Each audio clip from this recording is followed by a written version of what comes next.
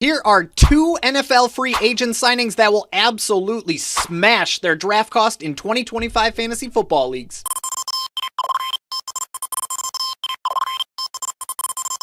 There is arguably no better feeling in fantasy football than when you land an absolute steal. You get my 2025 fantasy football draft dominator, which is jam-packed with strategy and analysis for 250 plus players. And he's been strong in fantasy football. He's averaging over 18 fantasy points per game over 25 career games where he's played at least 73% of the offensive snaps. 2025 week winner, formerly known as the heat map. So you can conquer start-sit dilemmas, find plug-and-play streamers, and dominate your weekly matchups with this one-of-a-kind resource Discord community, where you can get personalized advice from 180 plus and counting sharp fantasy football minds that are helping each other dominate. 365 days of elite fantasy football analysis, resources, and Discord community.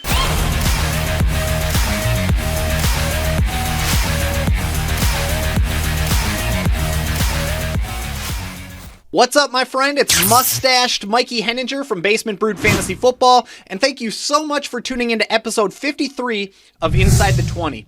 As is the case every year, NFL free agency has been absolute chaos this season, only adding to the madness of March. Speaking of March Madness, stick around until the end of this episode for a special giveaway and a special early bird promotion that expires when the NCAA tournament tips off on March 20th. Now, we've already covered some of the fantasy football impact with all of the movement already happening in the NFL.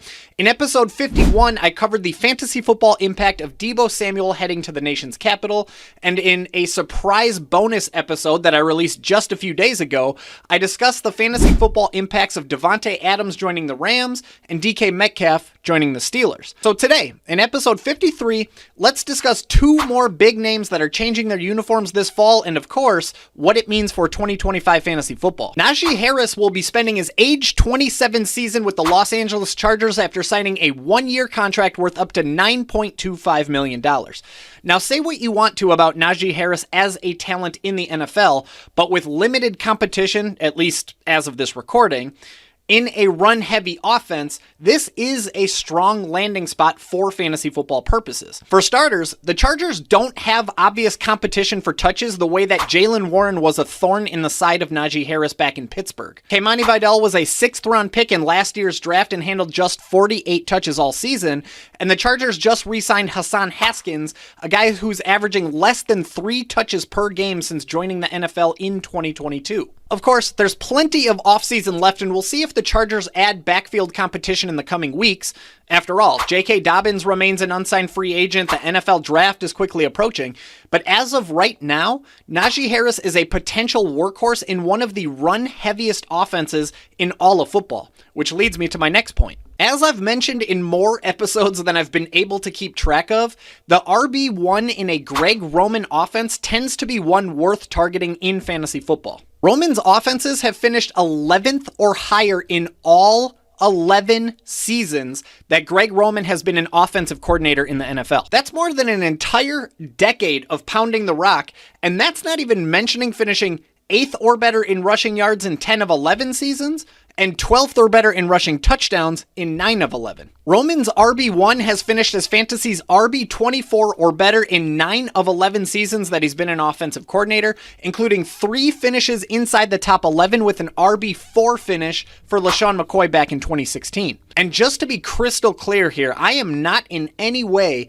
saying that Najee Harris is going to be some sort of bona fide league winner in 2025. In fact, when you take a look at the average RB1 performance in Greg Roman's offense, it's really not all that exciting. Greg Roman's RB1, which by the way has been a concoction of Frank Gore, LaShawn McCoy, Mark Ingram, J.K. Dobbins, Devontae Freeman, and Kenyon Drake, has averaged a modest 15.9 touches and 13 PPR points per game. Candidly, I was surprised to find both of those numbers so low considering Greg Roman loves running the ball the way a fat kid loves cake.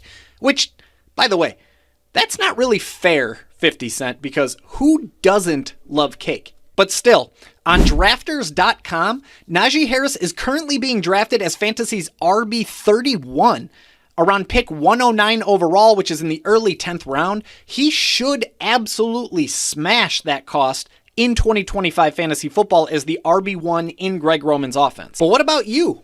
What do you think about Najee Harris in the Powder Blues? Is he a smash or a pass in 2025 fantasy football? Let me know in the comments below. Again, we will see what the Chargers do with the rest of this offseason, but either way, I got you, my friend. I have already started writing 250 plus player profiles in my 2025 Draft Dominator, and I'll certainly have more and more coverage on Najee Harris and the Chargers as this summer continues to unfold. Are you a software wizard? A code ninja? A forge master? Or maybe even just a mad scientist? Then come build your career ladder with Infinity Labs, an award-winning technology company, best place to work, and business of the year with best-in-class benefits and compensation. Visit i-labs.tech. That's i-labs.tech today, where you can learn more about Infinity Labs, our expanding national presence, and why the status quo has no hold on us. After 5 years with the Giants and 3 years with the Jaguars, Evan Engram will spend his age 31 season with Sean Payton, Bo Nix, and the Denver Broncos. And it's hard not to love this landing spot for Evan Engram. He landed in an ascending Broncos offense that finished 11th in passing attempts and 7th in passing touchdowns last year, Bo Nix's rookie year, despite having Cortland Sutton and basically nobody else to throw to. Seriously. Their second most targeted pass catcher was a running back in Javonte Williams, and their third most targeted pass catcher was a 7th round rookie in Devon Vele. Now, on the pessimistic side, you could argue that the tight end in a Sean Payton offense has been fantasy irrelevant since Jimmy Graham left town following the Saints' 2014 season. And you'd be right about that. Except for magical twin tight end 7 finishes by Ben Watson in 2015 and Jared Cook in 2019. We do have to give credit where it's due. But to be fair to Sean Payton, the tight ends that he has had since Jimmy Graham have been Coby Fleener, Jared Cook, 2 stints with Ben Watson, and 2 stints with Adam Troutman.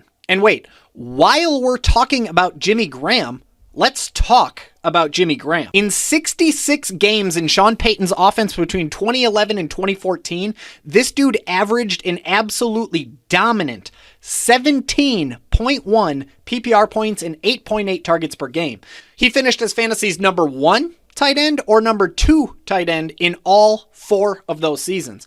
Heck, if you really want to get a good look at just how dominant Jimmy Graham was back in his prime, this guy finished top 9 in PPR points scored among all running backs, wide receivers, and tight ends in 2 of those 4 seasons. Think about that for a minute. So yes, while the tight end in Sean Payton's offense hasn't really been relevant for over a decade, we know dang well what that role is capable of if he has the right personnel to fill it. Now, is Evan Engram Jimmy Graham? Of course not. But is he better than a concoction of Ben Watson, Jared Cook, Coby Fleener, and Adam Troutman? Absolutely. Engram is averaging nearly 7 targets and 11 PPR points per game across 110 career games in his career, scoring 15 plus PPR points about 21% of the time. He's been a top 5 fantasy tight end in 3 of 8 years in the NFL, including 2 of the last 3 seasons that he spent with the Jacksonville Jaguars. And let's not forget, this guy is just 2 years removed from finishing as fantasy's tight end number 2 overall, behind only Sam Laporta in 2023. We'll see what the Broncos do in the 2025 NFL Draft, but as of this recording, Evan Engram has a very real chance to be a top 2 option in a Sean Payton passing attack that's finished 5th or higher in passing attempts in 10 of the 20 seasons that he's been an offensive coordinator or a head coach in the NFL. Regardless of what happens in the NFL Draft, I will have updated coverage for Evan Engram just like I do for 250 plus other players in my Draft Dominator. But either way, Evan Engram should absolutely smash his current cost on drafters.com, where he's currently being drafted as fantasy's tight end number 17 around pick 147, which is in the early 13th round. But I want to know what you think, so let me know in the comments below. Is Evan Engram a smash or a pass in 2025 fantasy football? Would you like to win an autographed NFL jersey of your choice? Enter my March Madness giveaway and give it a shot. If you didn't know, I do a brand new giveaway for my subscribers every single month.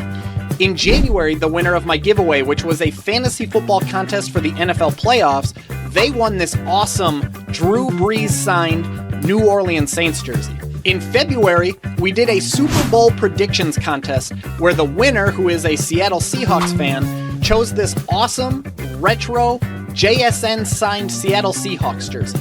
In March, we're doing March Madness brackets where the winner will get their choice of an autographed NFL jersey worth $150 in value. In April, we're going to do an NFL mock draft competition where the winner gets an autographed NFL jersey of their choice.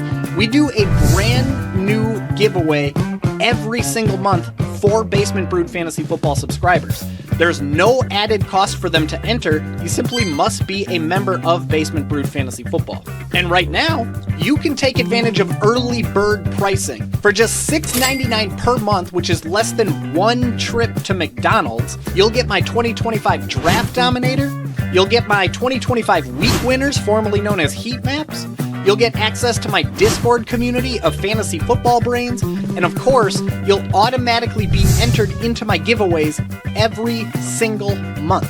Take advantage of this early bird promotion by using the link that I left for you in the show notes, but don't wait, because this special offer expires when the NCAA tournament tips off on Thursday, March 20th. Yeah, hard to believe, but there's already less than 1 week until that awesome giveaway and promotion and early bird pricing expires on March 20th. I promise you guys, you do not want to miss out. Take advantage of it.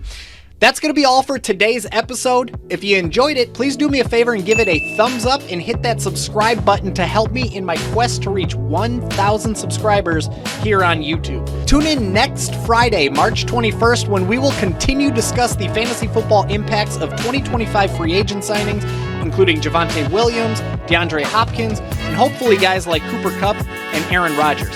Until then, I will see you in the basement. Cheers. This brews for you.